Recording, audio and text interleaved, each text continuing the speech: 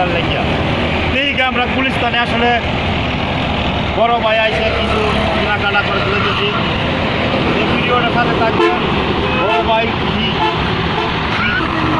আর কি কিনবো। আসসালামু আলাইকুম, সবাই কেমন আছেন? আল্লাহ রহমতের দোয়া আমি ভালো আছি, আপনারা ভালো আছেন নিশ্চয়ই। আমিও ভালো আছি আপনাদের দোয়া এবং আপনাদের সহযোগিতা। এখন আমি যে জায়গায় অবস্থান করেছি সেটি হচ্ছে পুস্তকলা বুড়িগঙ্গা সেতু 2, তার উপরে দাঁড়িয়ে আছি। শুধু এই রোদ্রের মধ্যে দাঁড়িয়ে একটি ভিডিও করতেছি শুধু আপনাদের জন্য। ভিডিওটি ভালো লাগলে একটি লাইক দিবেন আর আপনার মতামত কমেন্ট বক্সে জানিয়ে দেবেন। এখন আসলে এখানে দাঁড়িয়ে আছি যে বিষয়টা নিয়ে আলোচনা করব সেটি হচ্ছে ঈদ যাত্রা সামনে রেখে আসলে ব্রিজটার কী অবস্থা।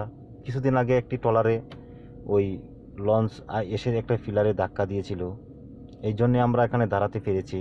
এখানে গাড়ি পার্কিং করা যায়, উপরে কিছুটা জায়গা আছে, রাস্তাটা কিছু বন্ধ, এই জন্যে দাঁড়িয়ে আসলে একটা ভিডিও করার সুবিধা আমরা নিলাম এখানে। আমাদের ভিডিওটা আপনারা দেখুন। এটা ঢাকা মাওয়া হাইওয়ে, এখানে আমরা দাঁড়িয়ে আছি ব্রিজে। আসলে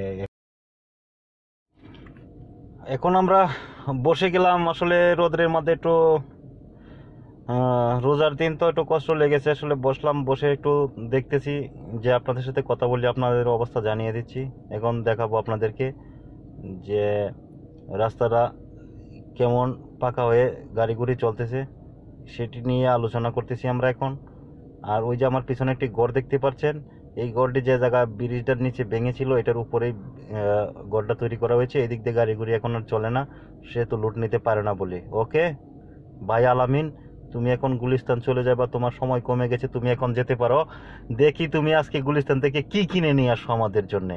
আসলে দেখবো যে কি আনে ওই এখানে গিয়ে। ধরো এই যে আসলে অনেকক্ষণ ধরে যাবৎ আমরা দেখতে পাচ্ছি যে একটি বড় লঞ্চ আসছে, এটি রব 2। এখন এটি সদরঘাট টার্মিনালে অল্প কিছুক্ষণের মধ্যে পৌঁছে যাবে। লঞ্চের এই অবস্থা, যানজট মোটামুটি কম আছে, আপনারা আরামে এসে যেতে পারবেন। যারা সদরঘাট আসতে চান তারা চলে